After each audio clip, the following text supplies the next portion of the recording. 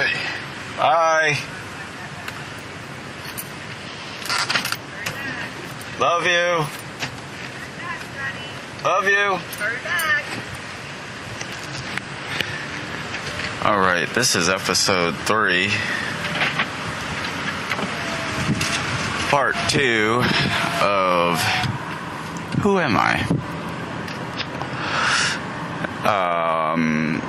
It's right at 5 o'clock on a gray Sunday in Jacksonville, Florida. Put that damn seatbelt on. And I'm on my way to the pilot to pick up my favorite thing in the world. I like the sour gummy worms, but the best thing, this new shit I found, and I can only get them at the pilot, are these Haribo, whatever they call it, snake twins, and they're these slightly longer than gummy worms attached together. One is sweet, one is sour, and oh my god, they are both delicious. So I had to go get some cigarettes and making an extra few minute trip to the pilot to grab some snakes too, because those are my world right now. So part 2 of Who Am I? Last one I covered my spirituality as well as I possibly could. This one, I just wanted to kind of go back through childhood memories. Things that I remember. So I'm just gonna shotgun them here, Quentin Tarantino storyline style, because I couldn't begin to tell you times or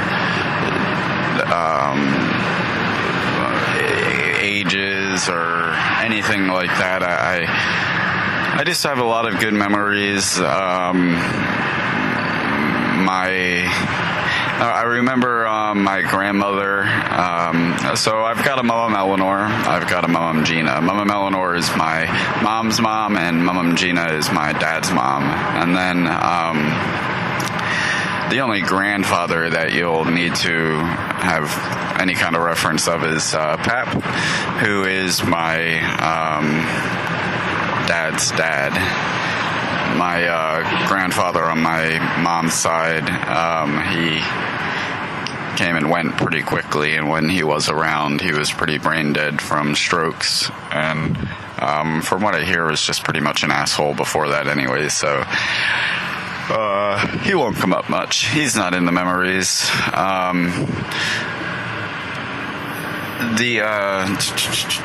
So I remember going to work with my Mama Eleanor. I spent a lot of time with my grandparents when I was growing up. My mom had me when she was 18 years old, so I'm sure that she was still doing a bit of her living. So I have a lot of memories with my grandparents. My mom told me that, we spent a lot of time together, and I do remember, moving into different places and her always, taking care of everything, as far as just making all of our houses homes and putting the extra effort into doing that. And but it's strange. I don't really have any specific memories with her, which, I hate to say because I'm sure it's sad to hear, but that's just is what it is. From what I remember a lot of sleepovers with grandparents, and that was also because we lived with different grandparents at different times. But my grandmother was a cook at Princeton University, and I remember when I would spend the night at her house, I would, there were these wood panel walls, and oh my god, they make me sad now. a sight of them comes with a feeling of sadness, and it's just really weird. I remember sitting in the hallway of my grandmother's. She'd always watch Knots Landing. Some guy named Summers, I don't know, but when the soap operas, those nighttime soap operas would come on, and then they're, like after Murphy's Law and shit like that. So she'd be watching all these shows passed out in her bedroom, and I'm supposed to be asleep, but I'm, missing my mom or wanting to be somewhere else, or I'd also think about family dying a lot when I was supposed to be going to sleep. I don't know why. I would just harp over the thought of what I would do if different family members died. I would sit in her hallway until like 2, 3 in the morning, just kind of leaning up against this wood panel walling, and sadness, just sadness. But during the day, it was really cool. We'd leave it before sunrise, and I remember we'd watch the sunrise on the way to Princeton, coming down the highway, and we'd get there before anybody else is there, so pretty much had the run of the college, or at least in a wing of the college.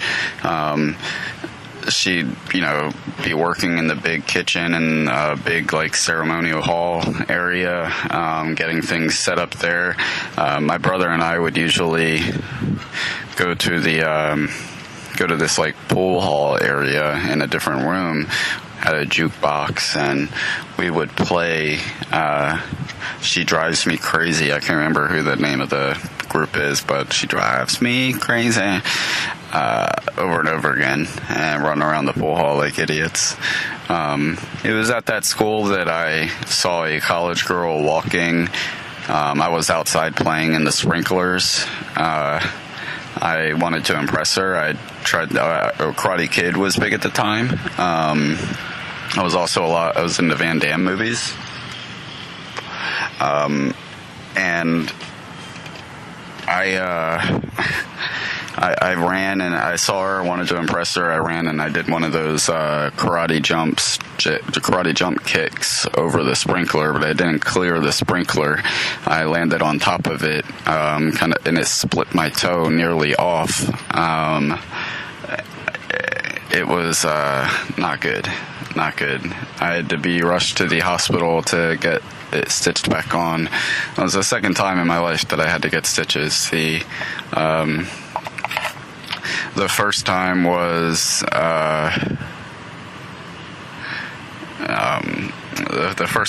my sister Nicole was playing Barbies in the back bedroom of my mom Gina's house when we were younger, and I wanted to. I was just being an annoying little brother, being nosy, peeking in because I knew she didn't want me to.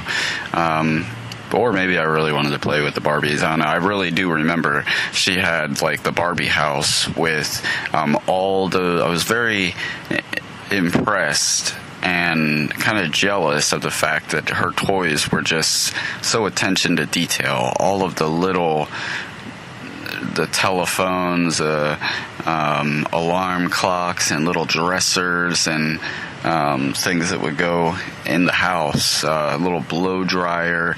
And I was just like, man, it would be so fun to move the house around and move the furniture in different ways in the living room and bedroom.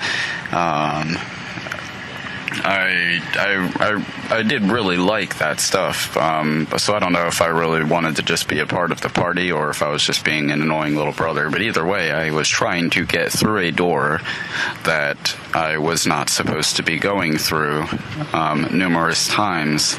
One of those times that the door got slammed, my pointer finger did not clear it, and to this day I still have a weird looking pointer finger. That's another memory. A lot of memories at my mom and Gina's house growing up. But I think that's gonna have to just be a whole other thing in itself. I really do. I don't see myself having the mental energy to dive into that chapter in this same episode as I'm sitting outside of the pilot now for the past 5 minutes, really, really, really wanting those Haribo twin snakes. So we're going at about over 10 minutes here. I don't see a problem with making this a 3-parter. So I'm going to call it. I'm going to call it right here.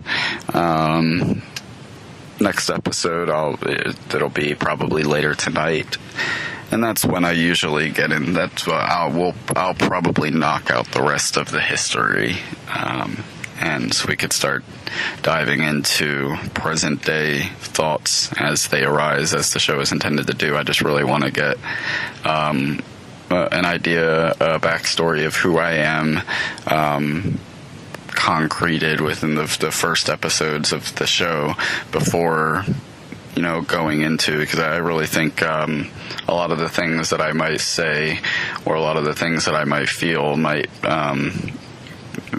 easily be taken out of context if a stranger were to listen and not have a full understanding, or at least a small understanding of who I am as a person.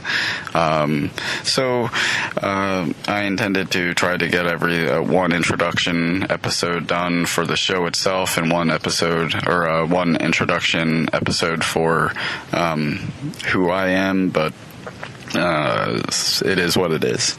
I will dive back on the recorder tonight, and that's usually my time. That's my best time of day when I really come alive. So should be able to knock the rest of the backstory out by then, and then go into the new week with just being able to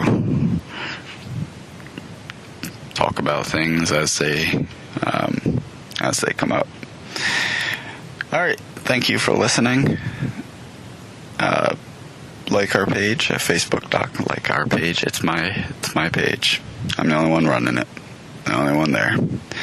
Facebook.com/Mind Meanderings. Thanks for listening and have a great day.